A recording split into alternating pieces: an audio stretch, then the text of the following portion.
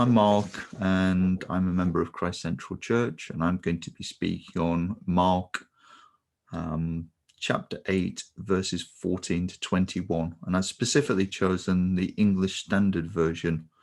That'll become apparent once I start speaking.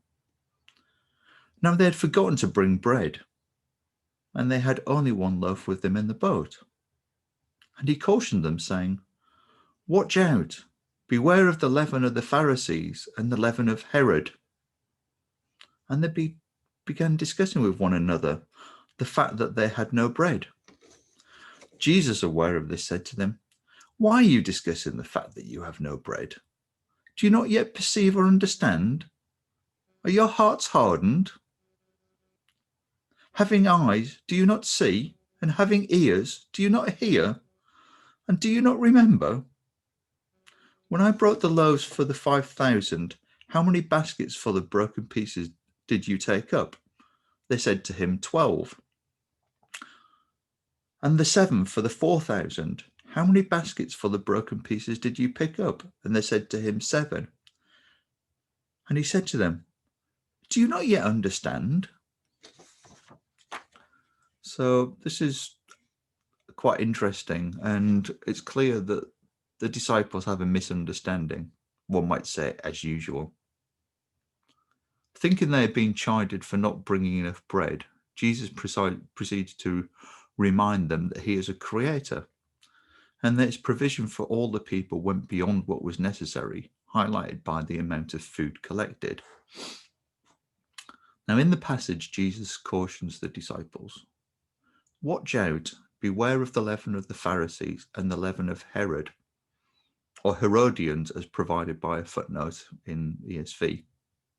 With a little bit of research, this is really referring to the Sadducees, who were supporters of Herod. Both of these groups opposed Jesus. And the reason I've chosen the ESV version is because it specifically uses the word leaven. And that isn't actually used in either of the other four versions of the Bible, which I usually read.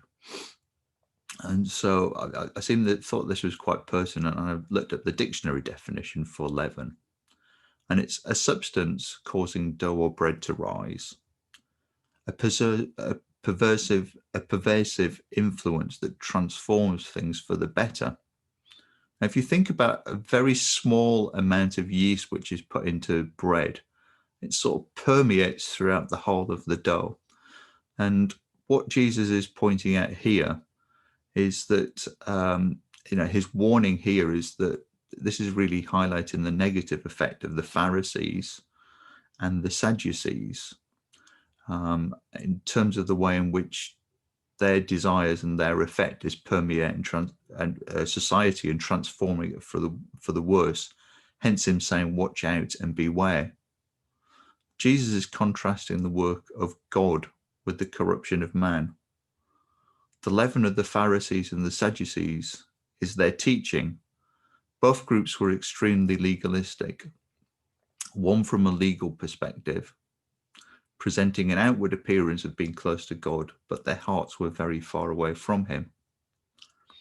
And the motivations for desire of political and economical influence in support of Herod.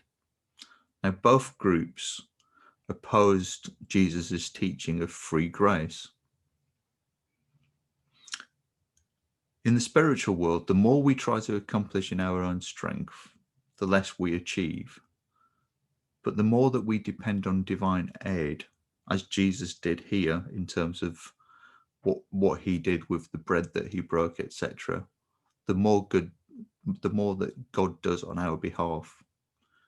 And this is again illustrated by the loaves and feeding the crowd, where Jesus relied on God's miraculous provision.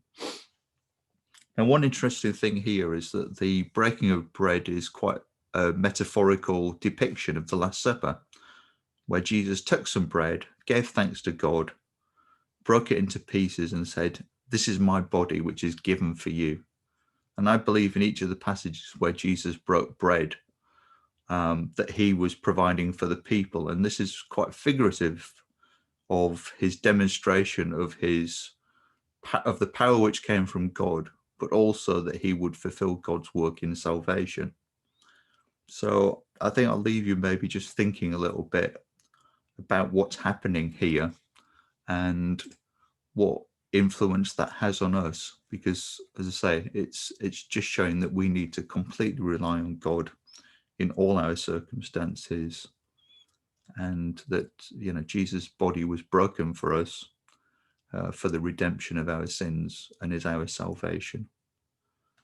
I haven't really got an awful lot more to say, really. I think there's maybe quite a lot to unpack there. And I read quite a number of commentaries and reflected on this to talk about what I've talked about today. So I wonder if we might just pray into, you know, God's provision, thank him for his salvation for us, and that he came for the many, and that really, you know, by relying on him and God in all situations, that we'll do better than trying to rely on our own strengths, aka the disciples with their one single loaf and sweating it again over them not having enough bread. How often do they get it wrong, unfortunately?